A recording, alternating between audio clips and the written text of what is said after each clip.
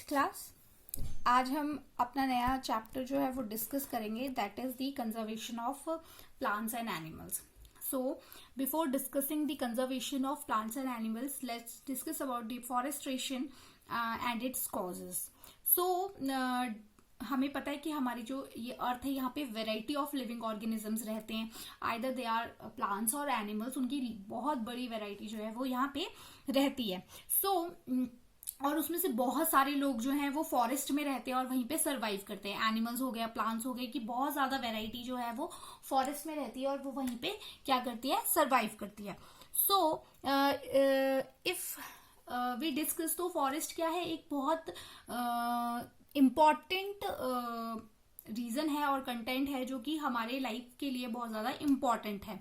So since forest are very important, so जो ये deforestation है that cause a very serious problem for the survival of this kind of organism.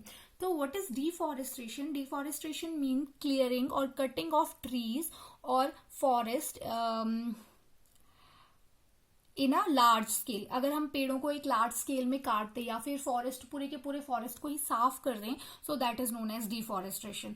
तो ये जो deforestation है इसका मैन मेड इफेक्ट भी होता है और नेचुरल तरीके से भी डिफॉरेस्टेशन जो है वो हो जाता है. तो जो ह्यूमंस हैं वो किस तरह से डिफॉरेस्टेशन के लिए रिस्पॉन्सिबल हैं, वो हैं like procuring land for cultivation, कि कभी उन्हें खेती बाड़ी करने के लिए बहुत ज्यादा जगह चाहिए होती है, तो वो क्या करते हैं कि खेती बाड़ी करने के लिए उन्हें जगह चाहिए होती है, तो वो क्या करते हैं, एक बहुत ज्यादा बड़े एरिया को जो है वो कट कर देते हैं और वहां पे अपना कल्टीवेशन स्टार्ट कर देते हैं. उसी तरह building of houses and factories, like factories build करने के लिए हमें बहुत बड़ी जगह की जरूरत होती है और फॉरेस्ट एक ऐसी जगह है जहाँ पे एक लार्ज एरिया आपको मिल जाता है. तो उसके लिए भी ह्यूमंस क्या करते हैं, पेड़ों को लार्ज स्केल पे काट देते हैं और वहां पे फैक्ट्रीज या फिर हाउसेज जो है वो बना देते हैं. After that is furniture. Like जिस तरह से अगर घर जो है वो बढ़ते जाएंगे तो उसी तरह से नीड्स भी बढ़ती जाएंगी और उसी नीड्स को फुलफिल करने के लिए लाइक फर्नीचर नीड्स हो गए, पेपर नीड्स हो गए और बहुत सारी ऐसी चीजें होती है जिनको पूरा करने के लिए जो है लोग फॉरेस्ट पे डिपेंडेंट होते हैं और उनको काट देते हैं.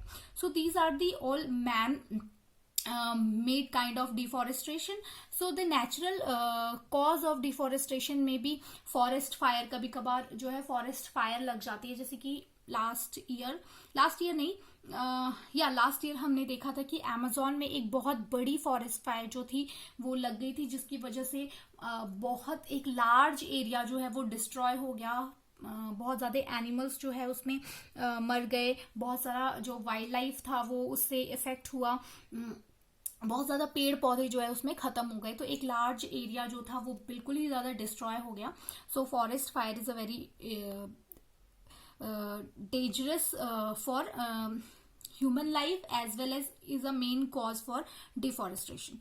And the other is severe drought. मतलब जब सूखा पड़ जाता है एकदम से, तो पेड़ सूख जाते हैं, वो खत्म होना शुरू हो जाता है, तो that also cause deforestation. Now हमने ये तो देख लिया कि डिफॉरेस्टेशन होता क्या है और ह्यूमंस उसको किस तरह से कॉज करते हैं और नेचुरली वो किस तरह से कॉज होता है. नाउ हम ये देखते हैं कि जो कॉन्सिक्वेंसेस क्या है डिफॉरेस्टेशन के. अगर ये डिफॉरेस्टेशन हो रहा है तो ये किस तरह से हमें जो है वो इफेक्ट कर रहा है. So deforestation increase the temperature and pollution level on the earth. Deforestation से क्या होगा कि पेड़ पौधे खत्म हो जाएंगे तो ठंडी हवा चलनी बंद हो जाएगी, टेम्परेचर एकदम से रेज हो जाएगा और क्या होगा, पोल्यूशन लेवल भी हाई हो जाएगा.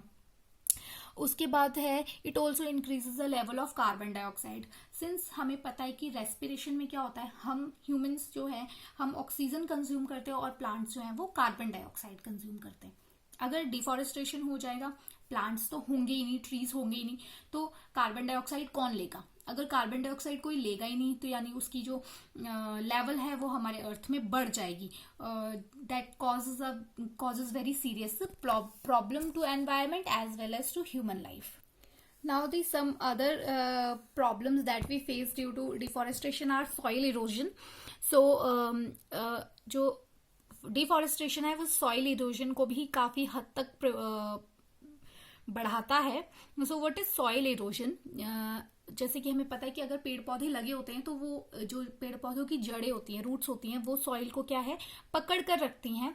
बट अगर पेड़ पौधे ना हो तो जो सॉइल है वो कॉन्टिन्यूसली फ्लो करती जाती है, बहती जाती है. तो उसकी वजह से जो सॉइल की फर्टिलिटी होती है वो भी काफी ज्यादा इफेक्ट होती है. It also increase the global warming. Global warming जैसे कि हमने पहले डिस्कस किया कि कार्बन डाइऑक्साइड का कंटेंट जो है वो इंक्रीज होता रहता है हमारे अर्थ में.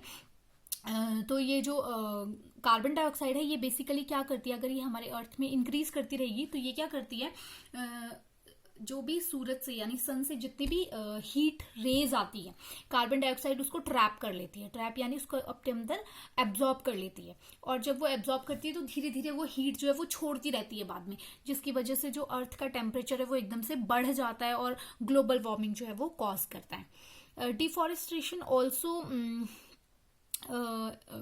is a very important cause for soil changing the soil properties. जैसे कि मैंने बताया फर्टिलिटी जो है वो इफेक्ट हो रही है, सॉइल की अपर लेयर जो है वो जा रही है. फिर उस तरह से क्या हो रहा है कि जो अपर लेयर है सॉइल की, बेसिकली वहां पे सबसे ज्यादा ह्यूमस होता है और वो बहुत ज्यादा फर्टाइल लेयर होती है. तो अगर ट्रीज नहीं होंगे तो वो जो सॉइल की लेयर है उसको कोई होल्ड करने वाला नहीं होगा, जिसकी वजह से वो बारिश या फिर जब बहुत तेज बारिश होगी तो जिसकी वजह से वो जो अपर लेयर है वो वॉश आउट हो जाती है. तो जब वो जो अपर लेयर वॉश आउट हो जाएगी तो सारी फर्टिलिटी जो है सॉइल की वो खत्म हो जाती है और सॉइल की जो इंपॉर्टेंट प्रॉपर्टीज होती हैं वो भी जो होती है रिमूव आउट हो जाती है. इसकी वजह से और क्या चीज होती है कि जो फर्टाइल लेयर है, फर्टाइल जो लैंड है वो धीरे धीरे कन्वर्ट होती जाती है डेजर्ट में. और ये जो प्रोसेस है जिसमें कि fertile land get converted into desert, that is known as desertification. So deforestation can also lead to desertification. जैसे कि हमें पता है डेजर्ट्स में पेड़ पौधे कम होते हैं, कम क्या कहीं पर तो होते ही नहीं है. सो क्या है, डिफॉरेस्टेशन क्या है, डेजर्टिफिकेशन को भी कॉज करता है. Deforestation also lead to decrease the water holding capacity of soil. Since मैंने आपको बताया कि जो सॉइल की सबसे ऊपर वाली लेयर है वो बहुत ज़्यादा फर्टाइल होती है, उसकी जो पार्टिकल साइज होता है वो भी काफ़ी अच्छा होता है, फाइन होता है, उनकी वाटर स्टोरेज कैपेसिटी बहुत ज़्यादा होती है. बट अगर पेड़ नहीं होंगे तो वो जो अपर लेयर ऑफ सॉइल होती है वो कॉन्टिन्यूसली रिमूव होती जाती है, जिसकी वजह से जो है सॉइल की वाटर होल्डिंग कैपेसिटी जो है वो कम हो जाती है. और ये वाटर होल्डिंग कैपेसिटी की वजह से क्या है कि सॉइल बहुत ज्यादा न्यूट्रिएंट और मिनरल्स जो होता है उनको भी लॉस करता जाता है और सॉइल का जो टेक्सचर होता है वो खराब हो जाता है. सो these are the consequences of deforestation. Now let's discuss about the question. So for the first question is, what is deforestation? What are the reasons of deforestation? Write down 4 consequences of deforestation. What is desertification? So thank you.